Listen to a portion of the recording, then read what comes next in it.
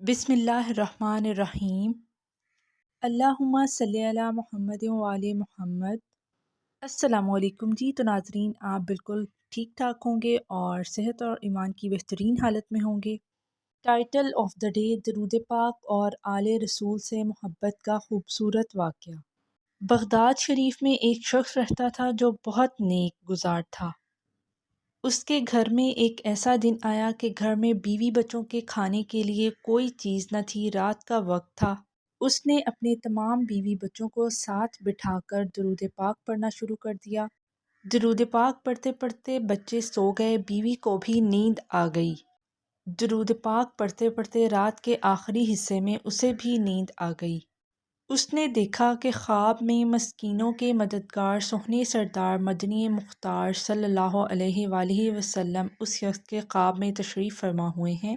آپ صلی اللہ علیہ وآلہ وسلم نے فرمایا: اے میرے امتی، اے مجھ پر درود پڑھنے والے، غم نہ کر، پریشان نہ ہو۔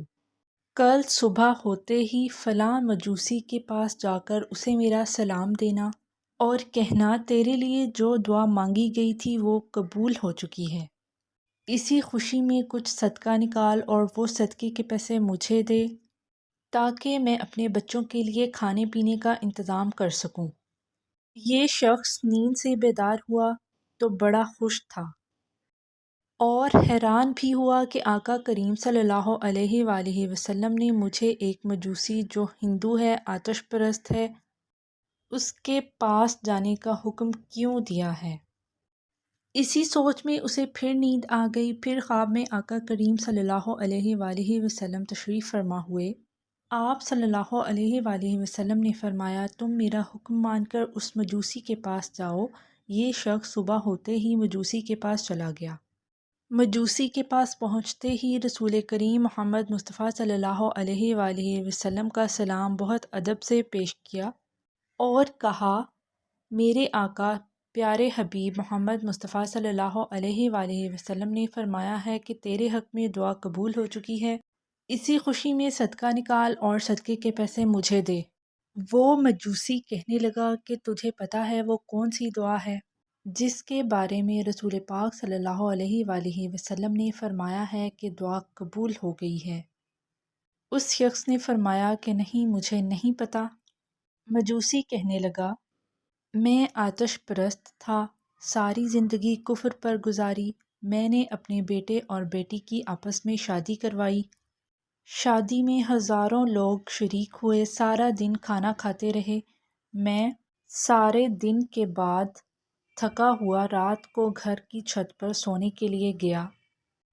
میرے پڑوس میں ایک بیوہ سید زادی رہتی تھی جو سیدنا امام حسین رضی اللہ تعالیٰ عنہ کے خاندان میں سے تھیں۔ اس کی 3 یتیم بچیاں تھیں۔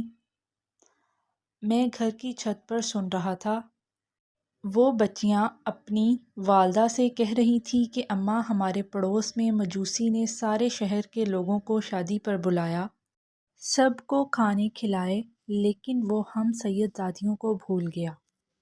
جب میں نے ان معصوم بچیوں کی یہ دکھ بھری آواز سنی تو میں تڑپ اٹھا، میری آنکھوں سے آنسو بہنے لگے۔ میں فوراً چھت سے نیچے آیا اور ان بچیوں اور سید زادی کے لیے کچھ کپڑے اور کھانا بھجوایا اور خود دوبارہ چھت پر آ گیا۔ تو اب وہ بچیاں اپنی والدہ سے کہہ رہی تھیں کہ اماں، تب تک ہم نہ یہ کھانا کھائیں گے اور نہ یہ کپڑے پہنیں گے جب تک ہم اس مجوسی کو اپنے نانا پیارے حبیب محمد مصطفیٰ صلی اللہ علیہ وآلہ وسلم سے اجر نہ لے کر دیں۔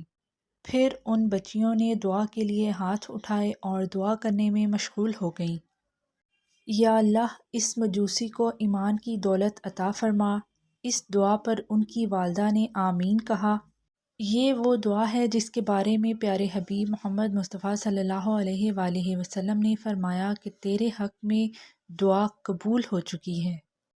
میں کلمہ پڑھ کر مسلمان ہو گیا اور میرے سب گھر والے کلمہ پڑھ کر مسلمان ہو چکے ہیں۔ تو نے مجھے آ کر یہ خوشخبری سنائی ہے کہ میرے حق میں مانگی گئی دعا قبول ہو چکی ہے، اسی خوشی میں میں تجھے اپنی دولت کا آدھا حصہ دیتا ہوں۔ سبحان اللہ! درود پاک کی برکت سے ایک غریب مالا مال ہو گیا اور آل رسول صلی اللہ علیہ وآلہ وسلم کی عزت کرنے کی وجہ سے ایک مجوسی کو دولت ایمان عطا ہوئی۔ مجھے اپنی دعاؤں میں یاد